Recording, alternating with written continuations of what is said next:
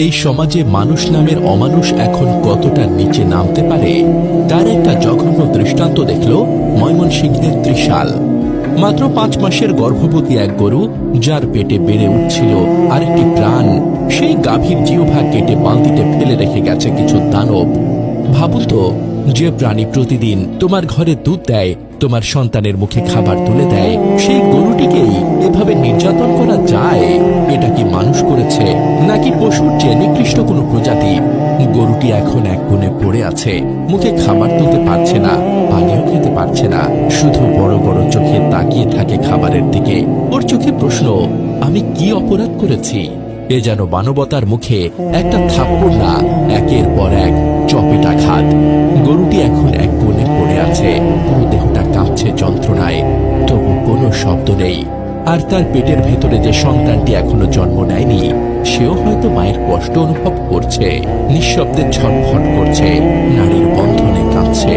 ওরা কেউ কথা বলতে পারে না, তাই আর্তনাদও নেই, চিৎকারও নেই, শুধু আছে নীরব কষ্ট, নীরব কান্না, আর মানবতার ওপর এক অসহনীয় অভিশাপ।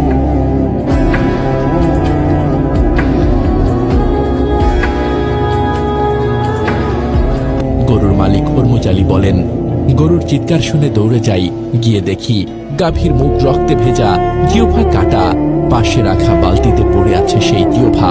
আল্লাহর কসম, এমন দৃশ্য কোনো মানুষ সহ্য করতে পারবে না। তিনি চোখ মুছে বলেন, ওটা শুধু একটা গরু না, ওর পেটে ছিল একটা প্রাণ, একটা বাচ্চা। আল্লাহ যেন এই অমানুষের বিচার করেন। ঘটনার পর থেকে এলাকা জুড়ে তীব্র ক্ষোভ ও চাঞ্চল্য ছড়িয়ে পড়েছে। এদিকে ঘটনাটির একটি ভিডিও সামাজিক যোগাযোগ মাধ্যমে ছড়িয়ে পড়েছে, যেখানে দেখা যাচ্ছে গাভীটি যন্ত্রণায় নিঃশব্দে ছটফট করছে। সেই ভিডিও দেখে অনেকে চোখের পানি আটকাতে পারেননি।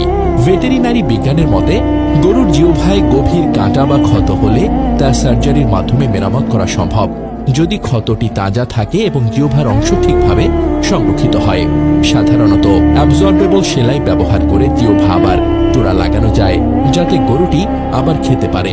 তবে যদি জিহ্বা সম্পূর্ণভাবে কেটে যায়, তাহলে দ্রুত সার্জারি করা জরুরি। সফলতা নির্ভর করে কাটা অংশের অবস্থা, সংক্রমণের ঝুঁকি এবং চিকিৎসা শুরুর সময়ের উপর। যদিও গরুর জিহ্বা পুনঃসংযোজনের সফলতা অত্যন্ত কম, বিশেষত পুরোপুরি কাটা থাকলে। এই ঘটনায় যেহেতু জিহ্বা কেটে বালতিতে ফেলা হয়েছিল, তাই যদি সঙ্গে সঙ্গে চিকিৎসা না করা হয়, পুরোপুরি লাগানো কঠিন হতে পারে, কিন্তু আংশিকভাবে মেরামত করা সম্ভব। হরমুজ আলী গাভীটিকে চিকিৎসা দিয়েছেন, তবে জিহ্বা পুনরায় লাগানো হয়েছে কিনা সে বিষয়ে স্পষ্ট তথ্য পাওয়া যায়নি। স্থানীয়রা বলছেন, এমন অমানবিক